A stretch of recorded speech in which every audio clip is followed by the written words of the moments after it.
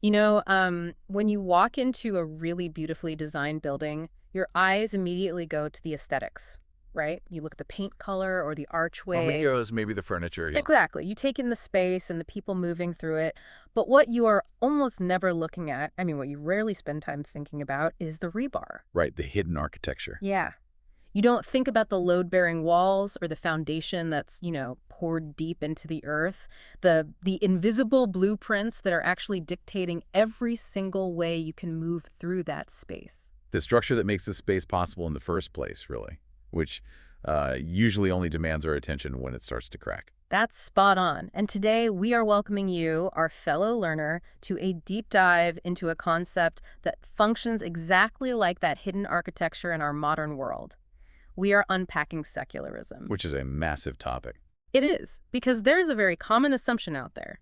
Like if I stop someone on the street and ask them to define secularism, the most common answer is going to be some variation of, oh, it just means not being religious. Right. People tend to think of it as an empty room, just, the absence of faith. Exactly. And it's a very natural assumption to make, given how the word is thrown around in casual conversation.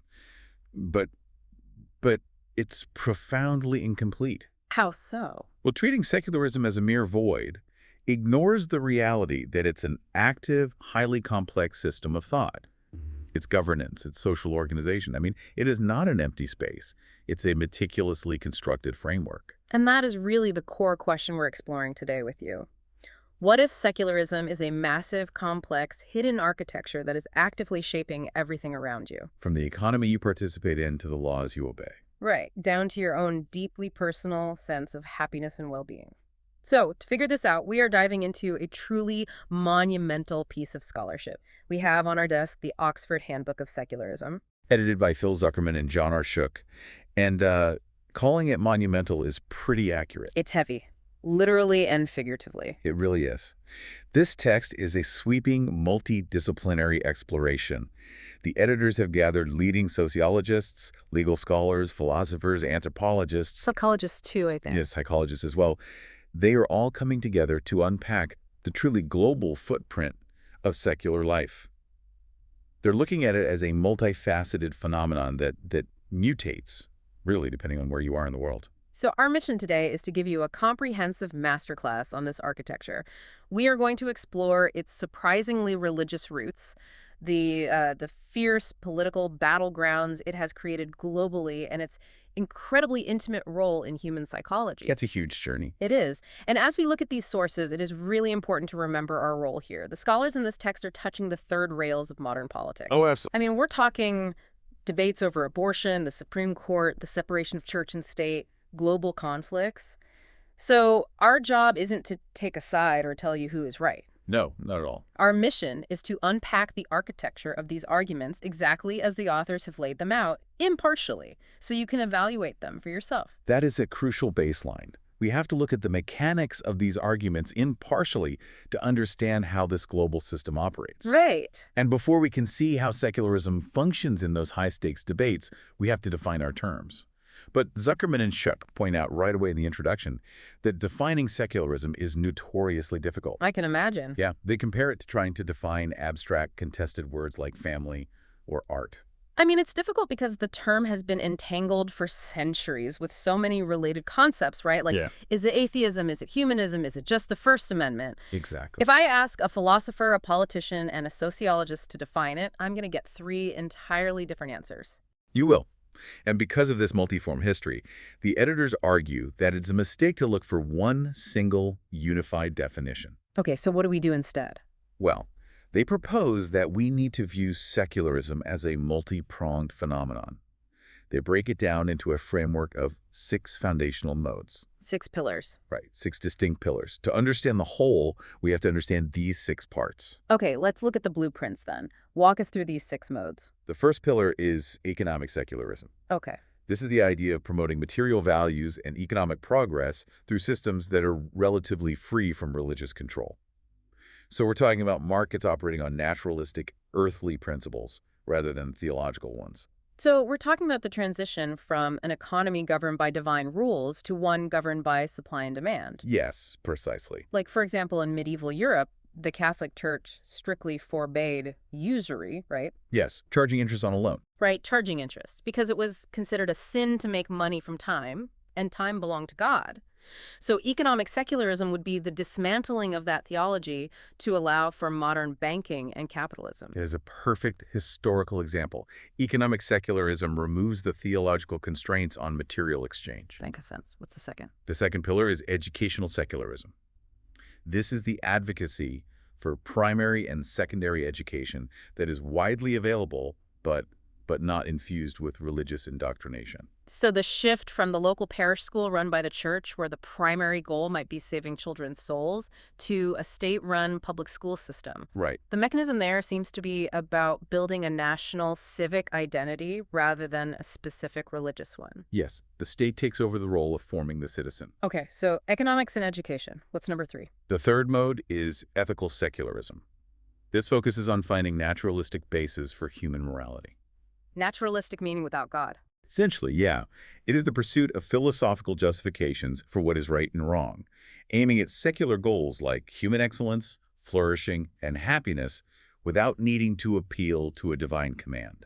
This kind of tackles the classic Euthyphro dilemma from Plato, right? Absolutely. Like, is something good because God commands it, or does God command it because it is good? Ethical secularism says we can determine what is good based on human well-being and reason, entirely bypassing the need for a divine lawgiver. Precisely. It builds a moral framework from the ground up rather than the top down. Okay, that's 3. The fourth pillar is scientific secularism. This involves promoting the sciences, naturalistic worldviews, and the scientific method. But crucially, the text points out that this also includes the scientific study of religion itself. Oh, wow. That feels like a massive shift in power dynamics. It really is. Instead of theology being the queen of the sciences that explains everything else, science becomes the lens through which we explain theology. We start using psychology, sociology, and evolutionary biology to explain why human beings have religious experiences in the first place.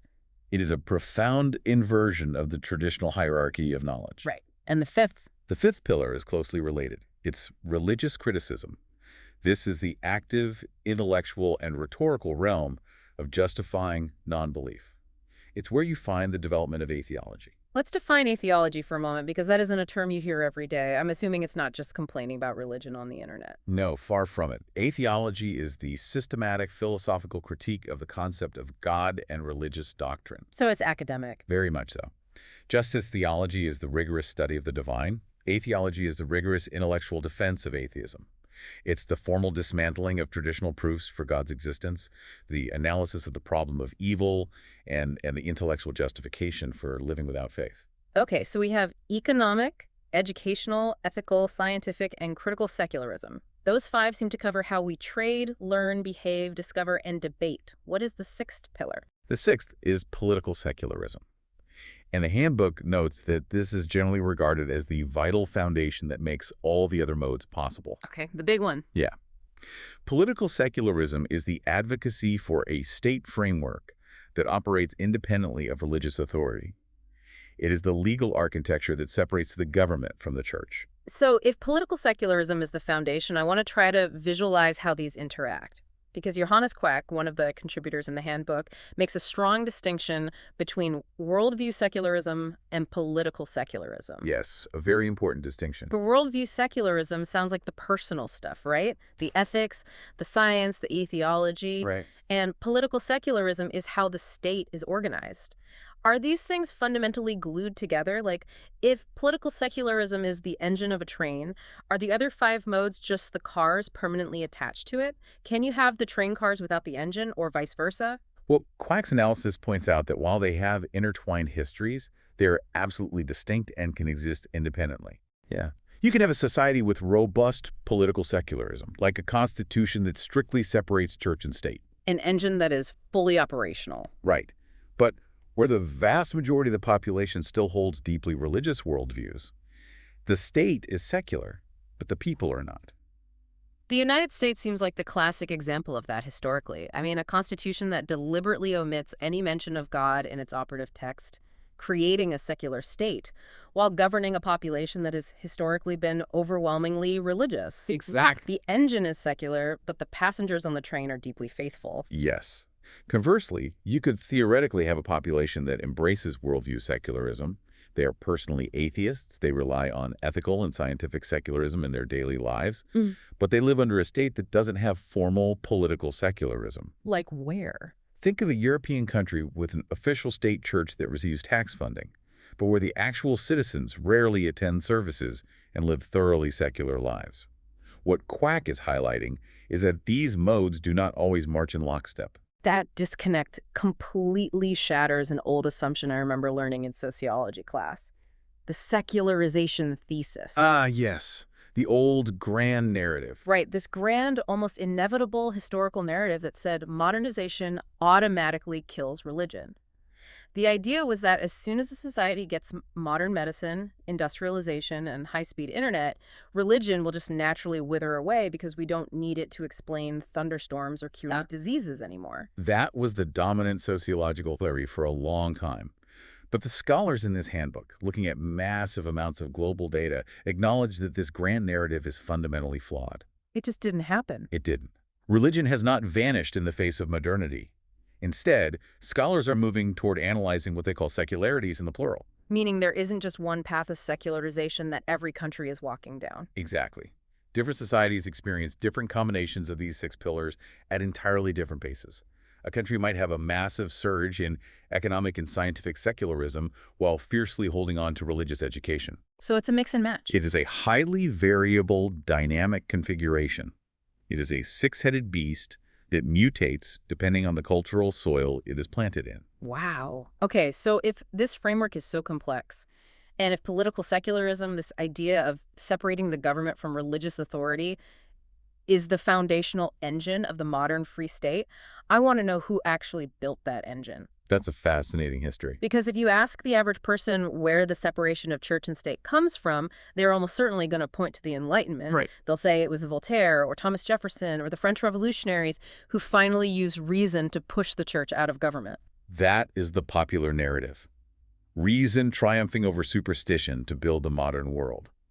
But the contributor, Jacques Berliner Blau, traces the genealogy of political secularism, and he finds its deepest taproots not in 18th century Enlightenment rationalism, but in early Christian theology. I have to admit that sounds completely counterintuitive. The architects of the secular state were the theologians themselves? Surprisingly, yes. Walk me through the mechanism of how that actually happened. Berliner Blau points out that the fundamental binary of church and state is first intimated in the New Testament itself. Think of the famous passage in the Gospel of Matthew, chapter 22, verse 21. The taxes question. Right. The Pharisees are trying to trap Jesus into either committing treason against Rome or alienating his followers, so they ask him if it's lawful to pay taxes to the emperor. And he says, Jesus asks to see a coin, points out the emperor's face on it, and says, "Render unto Caesar the things that are Caesar's, and unto God the things that are God's." so right out of the gate, there's a textual division of authority. There is a Caesar bucket for civic duties and a God bucket for spiritual duties. Exactly. But surely that alone didn't create modern secularism. No, it didn't. But the historical context of the early Christians turned that verse into a massive theological wedge.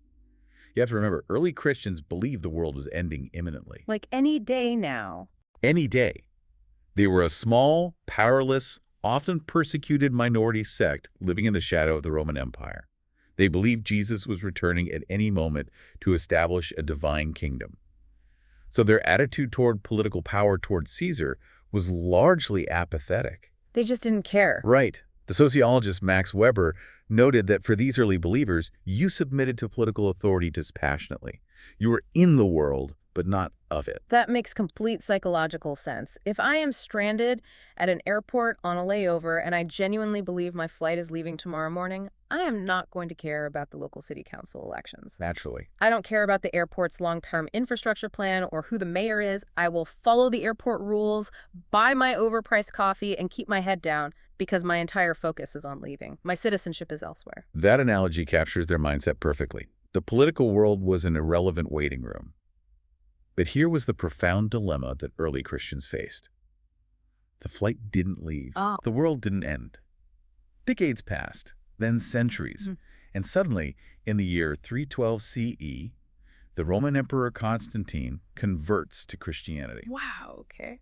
This marginalized, powerless sect suddenly finds itself holding absolute political power over the greatest empire on earth. So using the analogy, you are stuck in the airport forever, and the management suddenly hands you the keys and puts you in charge of the entire facility. Exactly. I imagine that creates a massive crisis, because how do you run a world that your own theology tells you is fundamentally sinful and transient? It was a crisis of massive proportions. They were marooned in what the Romans call the saeculum. Okay, let's unpack that word, because that is literally where the term secular comes from, right? What did saeculum mean to them? In Latin, saeculum basically means a span of time, a generation, or the present age.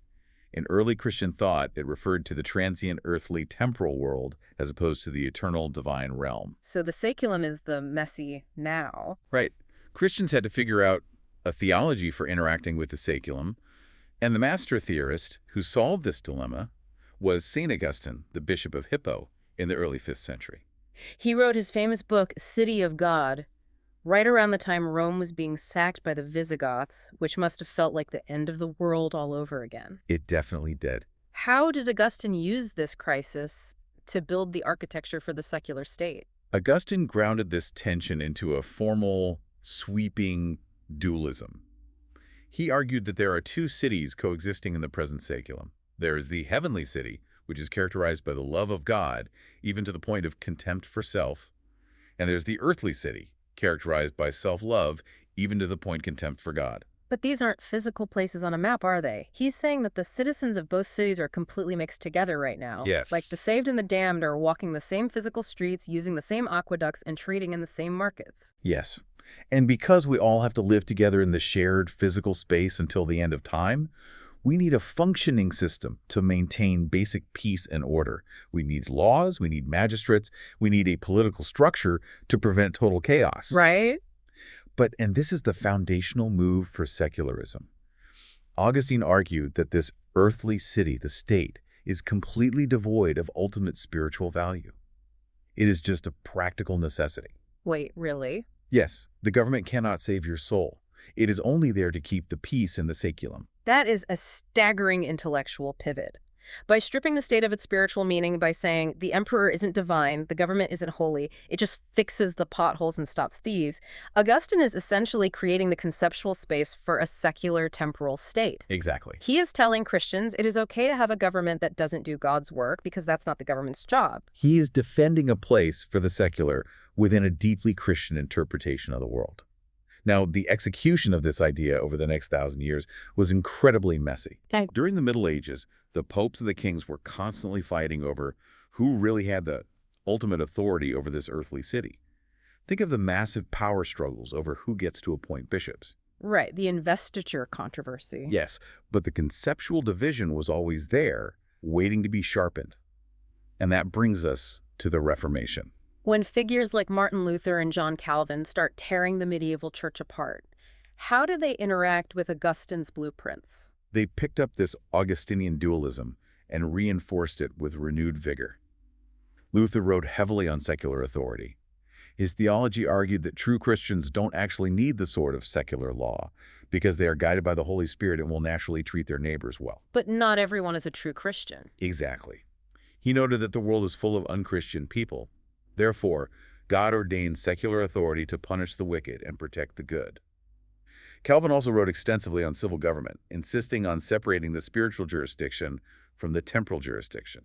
It sounds like they were trying to untangle a massive knot that got tied during the Middle Ages, when the church and the state had essentially merged into one massive corrupt power structure. That's a good way to put it.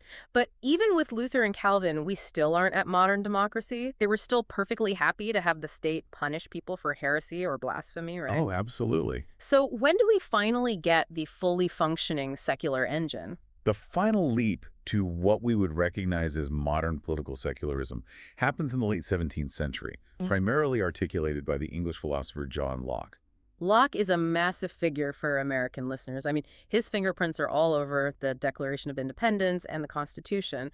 What was his specific contribution to this architecture? The Handbook contributor notes that Locke stands brilliantly on the boundary between two eras. On one hand, Locke writes the epilogue to an old debate. He firmly and finally says no to the idea that the government should punish religious heresy. In his letter concerning toleration, right? Yes, from 1689. Locke argues that the state's job is strictly limited to protecting civil interests, which he defines as life, liberty, health, and property. The state has no business trying to save souls, primarily because true beliefs cannot be forced by the sword or the law. The mechanism there is fascinating. He isn't just saying religious persecution is mean. He's saying it is functionally useless. Completely useless. Like, you can threaten to execute me if I don't recite a specific creed, and I might recite it to save my life, but the magistrate hasn't actually changed my internal belief, so the state's involvement in theology is not only beyond its jurisdiction, it is practically ineffective. Precisely. The magistrate can throw you in jail for stealing a horse, because that violates a civil interest property. Yeah. But the magistrate cannot throw you in jail for having the wrong theology. Right. By closing the book on state-enforced orthodoxy, Locke writes the prologue to a brand new conversation. If we agree that the government's power is limited to civil interests, how do we actually govern a pluralistic society where people have wildly different, often incompatible religious beliefs about what constitutes harm or rights? And this is the birth of the liberal democratic state. It is. It's an incredible historical through line. Early Christians create the God versus Caesar buckets out of political apathy. Augustine defines the earthly bucket as the temporary saeculum. The reformers reinforce the wall between the buckets. And Locke finally says, Caesar, you are legally forbidden from reaching into the God bucket. A great summary. But, as you just hinted, Locke's solution introduces a massive philosophical headache that we are still dealing with today. It really does. Once you limit the government to regulating civil interests, you run into the reality that our deepest religious and moral beliefs constantly dictate how we define those civil interests. And this moves us from the history of how secularism was built to the intense philosophical crisis it is facing right now. Because it is one thing to say, the state shouldn't punish someone for believing the wrong thing about the afterlife. Right. It is an entirely different, infinitely more complex thing to figure out how a secular state should handle an issue where a religious moral claim directly collides with civil law. The handbook dedicates substantial space to diving into the heavyweights of modern political philosophy to explore exactly this dilemma. Specifically, the text contrasts two major theoretical approaches to managing a secular state: the approach of John Rawls and the approach of Jürgen Habermas. Okay, let's start with John Rawls. For you listening who might not have spent time in a political science graduate seminar, we need to unpack Rawls' big idea clearly. Sure.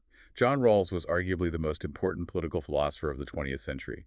His massive contribution to this debate centers around the concepts of neutrality and public reason. What does that mean in practice? Rawls argued that in a modern pluralistic democracy, when citizens and lawmakers are debating fundamental political questions, constitutional essentials, and matters of basic justice, they should not use arguments based on their comprehensive doctrines. I need an explain like I'm 5 on comprehensive doctrines. What exactly is Rawls telling me I can't use? A comprehensive doctrine is any overarching system of belief that attempts to explain the ultimate meaning of life, the nature of the universe, and absolute moral truths. So religions. All major religions are comprehensive doctrines. But so are comprehensive secular philosophies, like Marxism or strict utilitarianism. Rawls believed that because free human beings will naturally arrive at wildly different comprehensive doctrines, we will never universally agree on these ultimate truths. That seems fair. Therefore, we have to leave them at the door when we enter the public square. So if I am a state legislator and a bill comes up, I cannot stand on the floor and say, we should pass this law because the Bible commands it, or we should pass this law because Karl Marx predicted it. Rawls is saying I have to translate my desire into a different language. Yes, you must translate it into public reason. Public reason consists of arguments and justifications that any reasonable citizen could accept, regardless of their personal faith or comprehensive doctrine. You have to argue that the law promotes public health, economic equality, or basic human rights. The state must remain completely neutral on controversial moral and theological truths. It sounds incredibly pragmatic on the surface, like we just agree on a neutral language to get the pothole fixed and keep society running. It does. But the text in the handbook offers a really striking critique of this Rawlsian neutrality. The authors point out a massive pitfall in the very concept of being neutral. They do. The critique is that complete disentanglement succeeds only by leaving out too much. Sometimes remaining neutral on a deep moral truth actually means you are actively taking a side. Can you give an example? The text uses a powerful historical analogy from American history to illustrate the limits and failures of procedural neutrality. This is the Stephen Douglas analogy, right? Yep. Walk us through how the text applies his history to this philosophical problem. Before the American Civil War, Stephen Douglas engaged in a series of famous debates with Abraham Lincoln regarding the expansion of slavery. Douglas's primary position was popular sovereignty. He argued that the federal government should remain neutral on the profound moral question of slavery. Instead of taking a stand. Right. Instead of making a moral declaration, the government should simply let local majorities in each new territory vote on whether to allow the institution or not. Douglas was actively trying to bracket the controversial moral truth about whether enslaved Africans were human persons with rights. He was trying to find a neutral procedural solution, voting, to completely bypass the explosive moral argument. He was trying to use public reason. Exactly. But the text points out the devastating flaw in his logic. By treating the very personhood of an entire group of human beings as a controversial moral question that can be bracketed and put to a vote, Douglas was already effectively denying their personhood. You cannot be neutral on whether someone is a person. To allow it to be put to a vote is to concede the moral high ground to the oppressor. That is a brilliant and dark realization. Pure neutrality falls apart the moment basic human rights or definitions of personhood are on the line. How does the text apply this historical analogy to contemporary debates within a secular framework? The text applies this directly to the contemporary debate over abortion. Rawls suggested that because the personhood of the fetus is a highly contested moral and religious issue, the government should remain neutral, bracket the deep theological question, and let each woman decide for herself. Okay. But the critique highlighted in the text is that this mirrors Stephen Douglas's logic. If a religious citizen genuinely believes a fetus is a human person, then the government remaining neutral and allowing that fetus to be terminated is not neutrality at all. To that citizen, it is a massive state-sanctioned moral violation. Just a reminder to you listening, we're not endorsing a side here, just unpacking the philosophical arguments in the book. But what this reveals is that the Rawlsian ideal of the state just putting its hands up and saying, we are neutral, we don't take sides on deep moral questions, doesn't actually work in practice. No, it doesn't. Because deciding what counts as a person, what counts as a basic right, or what constitutes harm inherently requires making a profound moral judgment. You cannot escape making a claim about ultimate truth. Precisely. The neutral secular space is largely a myth when it comes to the deepest human questions. You can't just pave over deep moral divides with procedural rules. And this realization brings us to the second major philosopher the text covers, Jürgen Habermas. How does he differ from Rawls? Well, Habermas recognized the flaws in Rawls's rigid separation. He saw that forcing religious citizens to basically gag themselves, to strip away their deepest convictions and adopts an artificial public reason when entering politics, was not only unfair, but psychologically unworkable. So if Rawls's mechanism is leave your religion at the door, what is the mechanism Habermas proposes to keep the secular architecture standing? Habermas proposes what he calls post-secularism. Now, we need to be very clear. Post-secularism does not mean the end of the secular state or a return to theocracy. Right. It describes a society that has realized religion is not going to vanish, that it possesses enduring value, and that both religious and secular citizens have to share the public sphere as equals. To achieve this, Habermas calls for a complementary learning process. A complementary learning process? That sounds like he is assigning homework to both sides. What do they actually have to do? They both have to make massive concessions. On one side, religious citizens must accept the authority of secular sciences. They have to accept the basic principles of universal egalitarianism, human rights, and the constitutional state. So they can't try to install a religious state. Exactly. And they have to accept that they live in a pluralistic society. So the religious side has to accept the rules of the democratic game and the realities of modern empirical science. They can't demand the state enforce their specific dogma. What is the homework for the secular side? The secular citizens must not act as arrogant judges over truths of faith. They have to recognize that there might be something Habermas calls an awareness of what is missing in purely secular reason. Interesting. Secular citizens have to be open to the idea that ancient religious traditions might contain vital moral truths, deep intuitions about human dignity, or ethical insights that are incredibly valuable.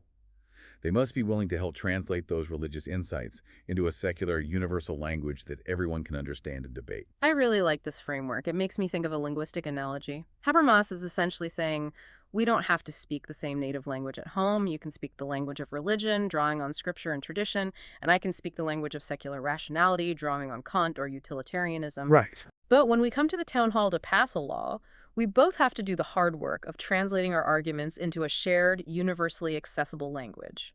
And crucially, the secular person can't just dismiss the religious person's argument.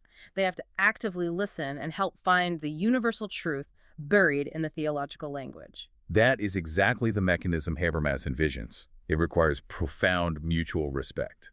Habermas actually had a very famous dialogue regarding this exact issue in Munich in 2004 with Pope Benedict XVI, back when he was Cardinal Joseph Ratzinger.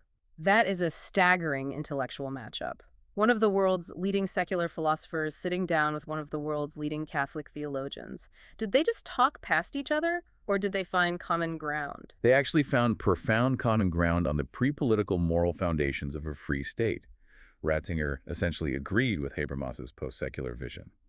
Ratzinger argued that faith and reason need each other to prevent the other from becoming pathological. What does pathological mean in this context? He meant that reason without faith can become coldly, pathologically destructive. Think of the mechanical rationality of the atomic bomb or the brutal efficiency of state-sponsored eugenics.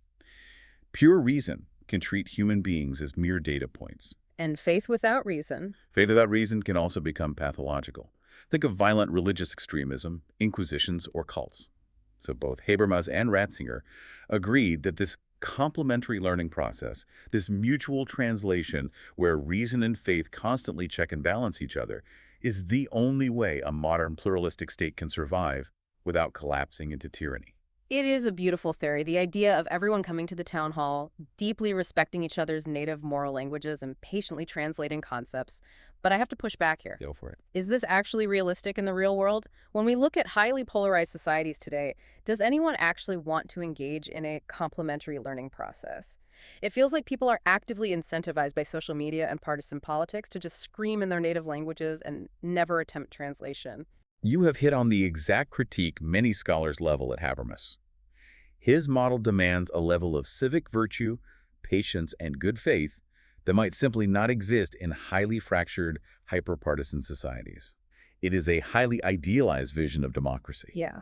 Furthermore, Habermas and Rawls, for all their brilliance, are both operating from a very Western-centric European and American paradigm. Which provides the perfect transition to the global scope of this handbook. Because if political secularism has these deep, specific roots in Western Christian theology, from Augustine's Seculum to Locke's toleration, what happens when you take this architecture and export it to the rest of the world? Can you just drop these blueprints into entirely different civilizational histories and expect the building to stand up? The resounding answer from the handbook is no. The architecture changes shape entirely when it interacts with different cultures. The text explicitly explores the varieties of secular experience, analyzing how the concept mutates. Let's look closely at the case study of India, as analyzed by contributor Vidhu Verma. India is a fascinating test case. It is a massive, incredibly diverse, hyper-populist democracy that explicitly enshrines secularism in the preamble of its constitution. How is the Indian blueprint for secularism mechanically different from the American or French models we've been talking about? It is fundamentally different in its mechanics. American secularism, generally speaking, is about the state keeping its hands completely off religion, the famous wall of separation. French secularism, laïcité, is largely about keeping religion out of the public square to protect the state. Right.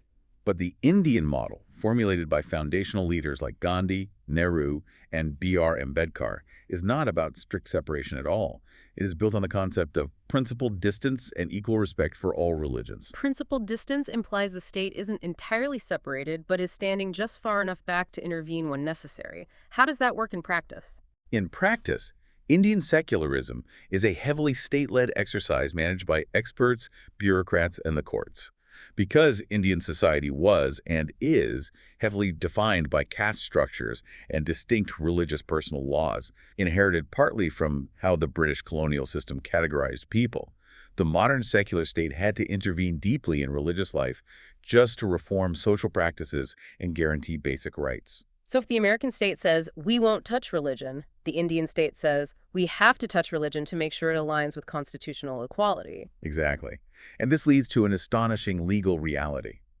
The secular Indian Supreme Court frequently has to decide what constitutes an essential religious practice in order to determine if a specific behavior is protected by the Constitution or if it can be banned by the state. That is mind-boggling. You have secular judges in a courtroom literally deciding theology. Yes, they are. They are deciding what is and isn't essential to the practice of Hinduism or Islam or Sikhism, essentially acting as high priests of the Constitution. It is a massive tension. By trying to reform religion, eliminate caste discrimination, and move toward a unified civil code, the secular state becomes deeply entangled in religious affairs. The contributor points out that this reveals a massive gap between the idealized constitutional narrative of a secular state and the practical, messy, incredibly complex politics of managing unparalleled religious diversity. The state is forced to define religion in order to manage it. If India represents a state-led bureaucratic management of religion, what about the Muslim experience? Because a narrative we firmly hear in Western discourse is that Islam is fundamentally incompatible with secularism. What nuance does the handbook bring to that massive topic? The handbook provides a really vital, deep perspective by examining the intellectual arguments of thinkers like Syed Muhammad al-Naqib al-Attas. And his perspective is that Islam does totally reject the concept of secularism. But the reason why he argues this is the fascinating part. It is not just a stubborn political refusal. It is a profound philosophical disagreement. Okay, unpack the mechanism of his rejection. Why does he argue they are incompatible? Al-Attas argues that secularism is inextricably linked to Western Christian intellectual history. He points right back to the history we just discussed. He remembers Augustine. He remembers the Christian concept of the saeculum, the division between the heavenly and the earthly. Right. Al-Attas says that the Islamic intellectual tradition does not have that historical dualistic baggage. So he is pointing out that secularism is not some universal, neutral default setting for humanity. It is a specific cultural product of Christianity. Exactly. In his view, revealed religion in the Islamic sense cannot be secularized because it inherently encompasses all of life. The spiritual, the temporal, the legal, the social, and the political are all unified under divine guidance. To impose secularism on Islam is to force it into a foreign Western Christian mold. To him, the very concepts and vocabulary of secularism are alien to Islamic epistemology. That word, epistemology, is crucial here. Let's make sure that's clear. Epistemology is the study of how we know what is true. Al-Attas isn't just saying, we don't like your political system. He's saying, your political system is built on a fundamental misunderstanding of how truth and reality actually work. It is an epistemological rejection. Exactly. It's like telling someone they have to build a suspension bridge, but they are only allowed to use the mathematical formulas for building a submarine. It's the wrong underlying logic. That is an excellent way to conceptualize it. You cannot just slide Western blueprints under a completely different civilizational foundation and expect it to make sense. And to highlight just how incredibly elastic the concept of secularism can be, the handbook offers yet another profound global variation: Jewish secularism. Jewish secularism. To a lot of people, that sounds like an oxymoron. If Judaism is a religion defined by a covenant with God, how can a person be secular and Jewish at the same time? It sounds paradoxical, but the contributor, David Eller, details how Jewish secularism is a massive, historically vibrant, and highly influential phenomenon. Let's look at Zionism, for example, the movement that ultimately led to the founding of the modern state of Israel. Early Zionism in the late 19th and early 20th centuries was largely a fiercely secular movement. I think many people assume the founding of Israel was driven by purely religious, messianic motives, but the foundational figures weren't rabbis, were they? Many were not. Thinkers and leaders like David Ben-Gurion were focused on what they called strengthening the Jewish body and developing productive occupations: farming, industry, self-defense. They were focused on land, nation, culture, and physical survival in a hostile world. Right. They explicitly rejected what they saw as the passivity of pure spiritualization and religious waiting. They wanted salvation in the saeculum, in the tangible earthly realm, through their own labor and politics. So it was about physical survival, nation building, and cultural continuity, rather than waiting for divine intervention. But the handbook goes beyond just the political realm. It also talks about secularism operating inside the Jewish religious structure today. Yes, the text explores the rise of secular humanistic Judaism, founded in the 20th century by figures like Sherwin Wine. This is a formally organized movement that treats Judaism primarily as a cultural and historical identity, lived through a human-focused, non-theistic philosophy. They celebrate human freedom, ethical responsibility, and community solidarity, rather than divine command. I read the section in the handbook that mentions this movement literally trains secular rabbis. I have to pause on that because the word rabbi translates to teacher or master in a deeply religious context. How does the mechanism of a secular rabbi actually function in a community? What do they do on a Saturday morning? It seems like a total contradiction, but within this specific cultural framework, it makes complete sense. The secular rabbi serves as a community leader, an intellectual philosopher, an educator, and a guide for ethical living. Oh, I see. They officiate life cycle events, weddings, funerals, baby namings, and they utilize the rich history, literature, and cultural rituals of Judaism, but they do it entirely without supernatural theology.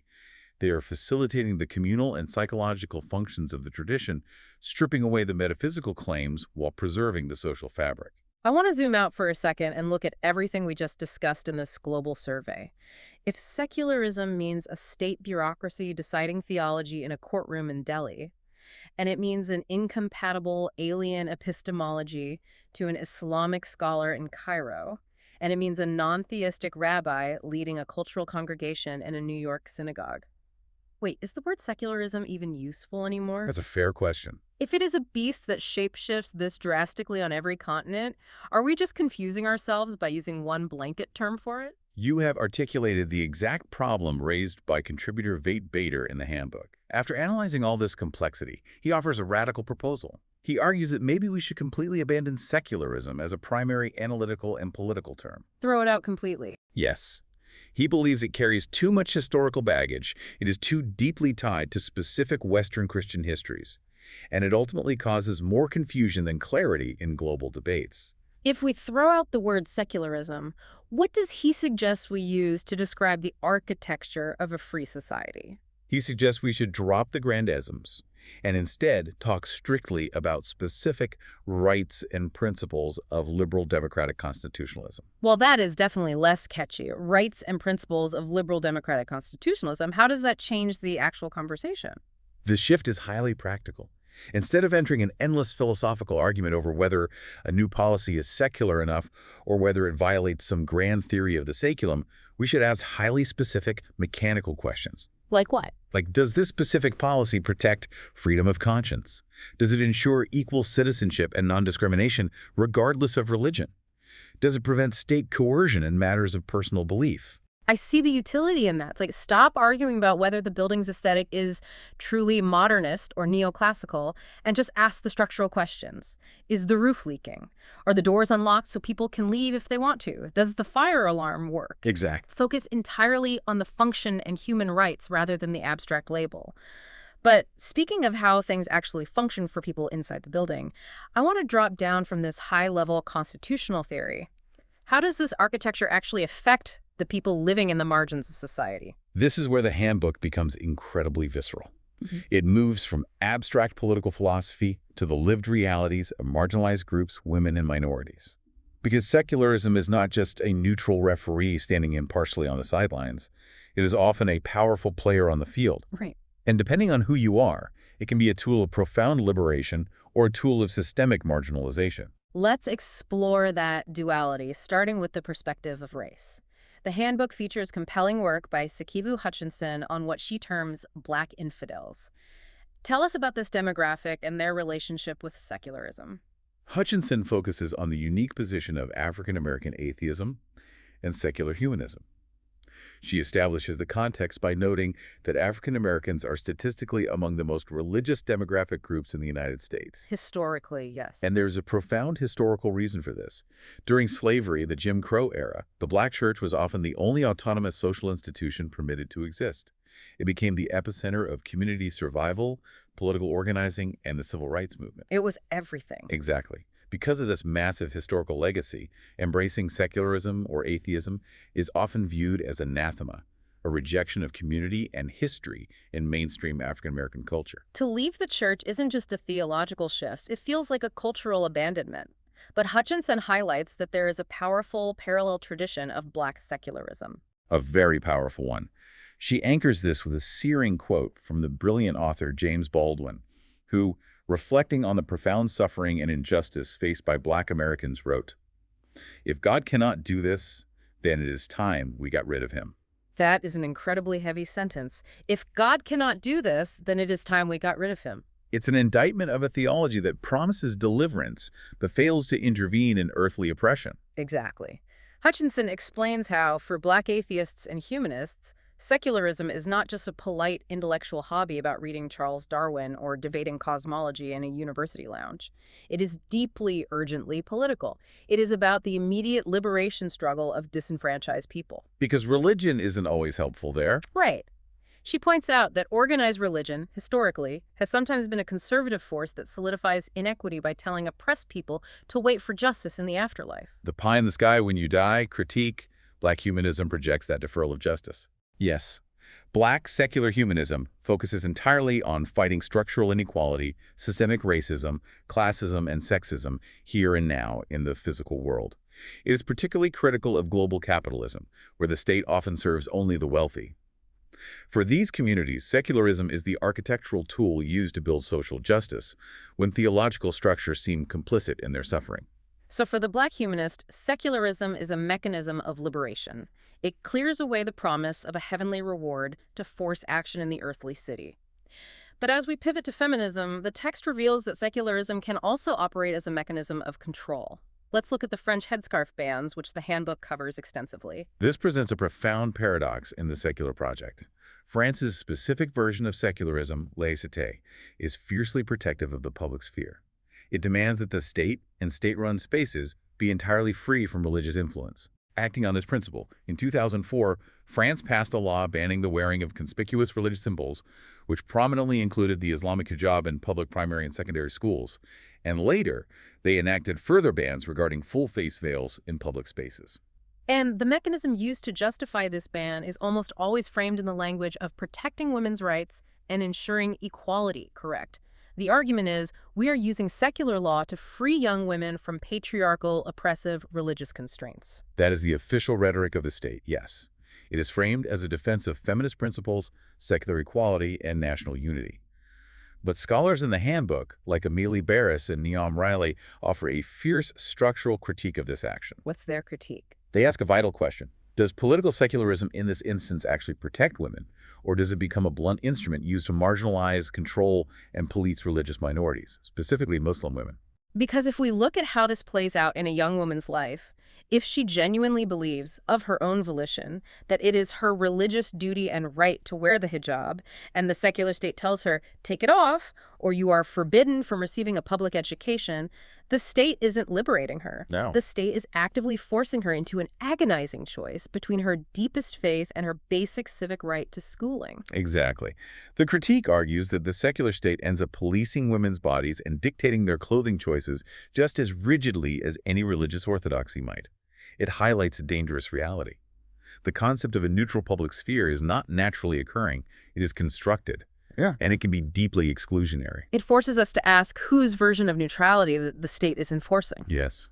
Is it truly neutral, or is it just the dominant cultural norm masking itself as secularism? Again, just impartially looking at the text here, it perfectly illustrates that secularism has rules, and sometimes those rules are used to push vulnerable people out the door of the building. And this friction between state rules and religious practice is constantly being litigated. How does this tension play out in American jurisprudence right now? The text maps out a major shift in how the U.S. Supreme Court handles religion. Yes, legal scholar Caroline Malla-Corbin surveys religion jurisprudence in the U.S., focusing heavily on the First Amendment. The First Amendment contains two critical religion clauses that are constantly in tension. The Establishment Clause, which dictates that the state cannot establish or favor a religion. That's the wall building the secular state. Right. And the Free Exercise Clause, which dictates that the state cannot stop you from practicing your religion. So that's the door allowing religious life to flourish inside it. A good way to picture it. For decades, particularly in the mid-20th century, the Supreme Court leaned heavily toward separationism. They applied strong interpretations of the Establishment Clause, which meant enforcing strict limits on religion in government spaces. Think of rulings that banned state-sponsored prayer in public schools, or the display of the Ten Commandments in courthouses. The era of building the wall of separation as high as possible. Correct.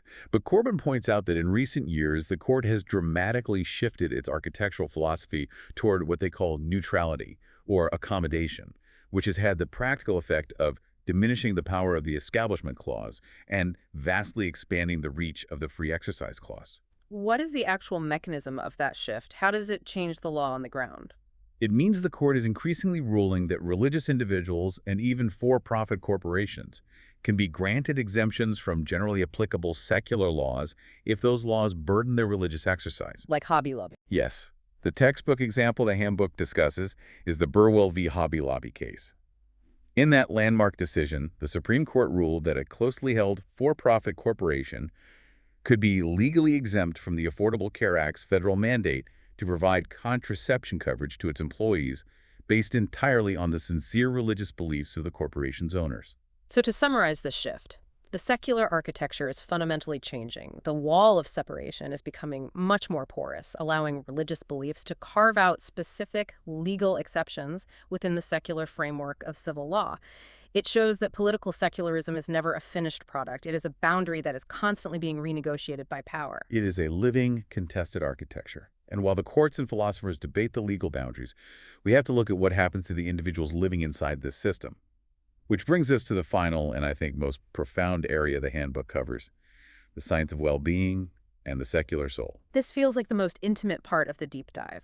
Because if secularization, whether it's political forces separating church and state, or personal worldview secularization where people simply stop believing in God, if this process dismantles the traditional religious structures that have guided humanity for millennia, a massive gaping question remains. What fills the existential void? It is the ultimate human question. Religion did not survive for thousands of years just because it offered an explanation for why it reigns. It survived because it provided vital psychological and social infrastructure. It provided deep community. It provided a coherent narrative of meaning. It provided rituals for dealing with the crushing realities of grief and death and frameworks for experiencing awe. Right. If you tear down the theological cathedral, human beings still need a roof over their heads to protect them from the existential rain. You can't just delete the psychological needs that religion evolved to serve and expect people to be fine with a purely mechanistic view of the universe. Exactly. The handbook explores how secular society is actively attempting to reconstruct that psychological roof. And it grounds this exploration in a fascinating historical story about a pioneer in this effort, a man named Felix Adler. I was reading the chapter on Felix Adler, and his story struck me as almost a paradox. Set the scene for us. In 1876, Felix Adler was a young, brilliant scholar. His father was the rabbi of Temple Emmanuel in New York City, which was the wealthiest, most prestigious Reform synagogue in the country at the time. Felix was the heir apparent. He was fully expected to succeed his father and become the leading rabbi of this massive congregation. So he was on a track. Very much so. He was sent to Germany to complete his doctorate, but while there, he absorbed the radical, secular, and ethical philosophical ideas sweeping Europe. So he comes back to New York, primed to take the pulpit, but his worldview has fundamentally shifted. Yes. When he returns, he gives a sermon where his radical vision for a completely secularized, purely ethical Judaism is so apparent that it horrifies the traditionalists and forecloses any possibility of him becoming the rabbi. He essentially talks himself out of the most prestigious religious job in America. He walks away from the theology, but how did he actually convince people to show up on a Sunday morning without the promise of divine salvation? What did he build instead? He founds the New York Society for Ethical Culture. His brilliant mechanism was to say, we are going to keep the community, we are going to keep the rigorous focus on morality and social action, we are going to keep the weekly gatherings and the pastoral care, but we are going to entirely drop the supernatural theology. Wow. He wanted to replace theological dogma with a fierce focus on human morality, ethical behavior, and social justice as the ultimate aim in life. Deed before creed was their motto. It's reverse engineering a religion. You strip out the supernatural engine, but you keep the social safety net and the moral compass. And it worked, didn't it? It did. The ethical culture movement spread and is still active today, engaging in massive philanthropic and educational efforts. But Adler was doing this architectural work in the 19th century. Today, as the handbook details in a compelling chapter by David Yadin and his colleagues, this project of engineering secular well-being has been taken up by empirical science. specifically the field of positive psychology. How is a hard science trying to map the secular soul? I think of psychology as treating illness, not necessarily generating meaning. Historically, psychology did focus heavily on pathology, treating depression, anxiety, and dysfunction. But positive psychology is the scientific study of human flourishing. It studies what makes life deeply worth living. And these researchers quickly realized that you cannot define human well-being just as feeling happy or experiencing pleasure. True flourishing requires a profound sense of meaning, so they're rigorously studying how secular people, without any belief in God, find and sustain that deep meaning. And one of the most fascinating mechanisms they are studying is what they call self-transcendent experiences. Unpack that concept for us. What is happening in the brain during one of these moments? Self-transcendent experiences are moments where your rigid sense of self, your ego, your daily anxieties, your sense of being an isolated individual temporarily dissolves. In that moment, you feel a profound, overwhelming sense of connection to something vastly larger than yourself. Historically, for thousands of years, these experiences were almost exclusively described in religious terminology. They were mystical visions, or the feeling of being touched by the Holy Spirit, or achieving nirvana. Because if you feel connected to the infinite and the only vocabulary you have for the infinite is God, you assume you are experiencing God. But positive psychology says that isn't the only way to interpret the data. Exactly. Scientists are discovering that the capacity for self-transcendence is a fundamental biological human trait. It is wired into our neurology, and crucially, experiencing it does not require any supernatural beliefs whatsoever. The handbook mentions a few secular triggers for this. A classic one is a profound encounter with nature. Standing at the edge of the Grand Canyon, looking down into millions of years of geological time and feeling a sense of awe that is so powerful and disorienting that it physically brings you to tears. Yes, awe is a primary trigger. Another is the flow state a musician gets into when they are so deeply absorbed in playing a piece of music that they literally forget they exist as a separate entity from the instrument and the sound. Or perhaps the ultimate modern example, the overview effect. The overview effect, this is what astronauts report when they go into orbit, isn't it? Yes, when astronauts look out the window of a spacecraft and see the Earth hanging in the void of space, a fragile, glowing blue marble without any visible borders, they consistently report a radical, permanent cognitive shift. They experience an overwhelming sense of unity with all humanity in the cosmos and a desperate desire to protect the planet. It is a deeply spiritual, life-altering experience, but it is triggered by literal, physical, orbital mechanics and biology, not theology. I think anyone who has ever looked up at the Milky Way on a truly dark night, far away from city lights, has felt a fraction of that.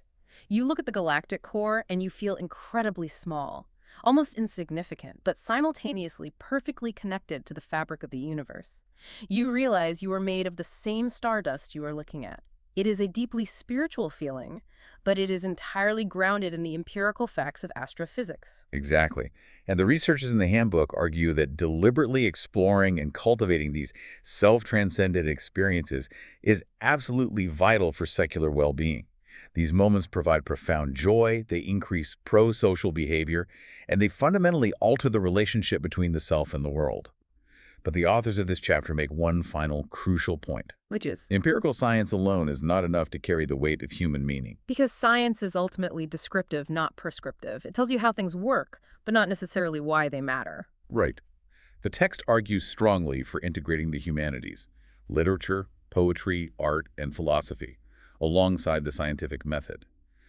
To deeply explore the subjective, personal, and emotional aspects of meaning, we need both tools. Science can map the neurological pathways. It can tell you exactly what chemicals, dopamine, oxytocin are firing in your brain when you look at a beautiful painting or hold your newborn child. But it takes art, literature, and philosophy to tell you why that painting moves your soul or how to articulate the moral weight of loving that child. The secular project of well-being requires both the microscope and the poet to build a complete roof. It is a massive undertaking, attempting to consciously build the psychological infrastructure that humanity previously received mostly as an inheritance from religious tradition. Let's step back and look at the entirety of this massive architectural blueprint we've just unrolled. We started with a mission to understand the hidden architecture of the modern world using the Oxford Handbook of Secularism, and it has been an incredible journey. We learn that secularism is not just an empty room or the absence of religion. It is a highly active, six-pronged force economic, educational, ethical, scientific, critical, and political that is actively shaping how we trade, learn, and govern. We traced its incredibly ironic genealogy, seeing how early Christian theologians like St. Augustine, simply trying to survive the theological crisis of living in a temporary saculum, inadvertently drafted the early blueprints that eventually allowed philosophers like John Locke to build the modern secular state. We watch the liberal democratic model struggle with its own internal contradictions through the brilliant philosophies of John Rawls and Jürgen Habermas.